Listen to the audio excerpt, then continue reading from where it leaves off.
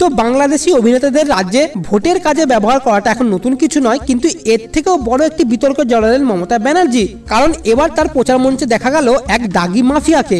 এ সম্পর্কে বিস্তারিত জেনে নেব আমরা এই ভিডিওটিতে। সুতরাং ভিডিওটিতে অবশ্যই শেষ পর্যন্ত সঙ্গে থাকুন। ভবিষ্যতে লোকসভা ভোট সম্পর্কিত যে কোনো খবর সবার আগে পাওয়ার জন্য অবশ্যই চ্যানেলটিকে এখন সাবস্ক্রাইব করে নিন। সাবস্ক্রাইব করার জন্য নিচে লাল রঙের সাবস্ক্রাইব বাটনটি প্রেস করুন এবং সাবস্ক্রাইব হয়ে গেলে পাশে নোটিফিকেশন বেলটিকে বাজিয়ে দিন, যাতে নতুন কোনো ভিডিও আপলোড করলে তার নোটিফিকেশন সবার আগে পৌঁছে আপনার কাছে। এবং আরেকটি রিকোয়েস্ট আপনার কাছে, ভিডিওটিকে এক্ষুনি একটি লাইক দিয়ে দিন, কারণ আপনার একটি লাইক আমাকে অনেকটা উৎসাহিত করে পরবর্তী ভিডিও আপলোডের জন্য।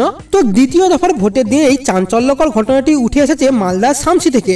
এদিন মালদায় 3টি সভা করেন তৃণমূল নেত্রী। তৃতীয় দফার ভোট হতে চলেছে মালদার 2 কেন্দ্রে এবং এরই প্রস্তুতিতে যথারীতি প্রচারে আসেন মমতা বন্দ্যোপাধ্যায়। মালদা উত্তর কেন্দ্রের সামসিতে একটি জনসভা মঞ্চে উপস্থিত ছিলেন ওই তৃণমূল নেতা, যার বিরুদ্ধে ভয়ঙ্কর অভিযোগ করছে বিরোধীরা। এবং সেই ব্যক্তিটি হলেন মালদার রতুয়া 2 ব্লকের বাহারাল অঞ্চলের শাহপুর গ্রামের বাসিন্দা মোহাম্মদ ইয়াসিন। খুন, ডাকাতি সহ একাধিক বিভিন্ন অপরাধমূলক কাজে বহুবার জেল খাটা আসামি ইয়াসিন। কংগ্রেস নেতা প্রদীপ ভট্টাচার্যের বক্তব্য, মুখ্যমন্ত্রী তাকে মঞ্চে রেখেছেন যাতে সে ভোটের দিন বুথ দখল করতে পারে। এখন থেকেই বিরোধীদের হুমকি দেওয়া শুরু হয়েছে, পুলিশ আমাদের কোনো কথা শুনছে না, নির্বাচন কমিশনকে আমরা এই বিষয়ে জানিয়েছি। এবং ঠিক একই অভিযোগ করা হয়েছে বিজেপির তরফ থেকেও।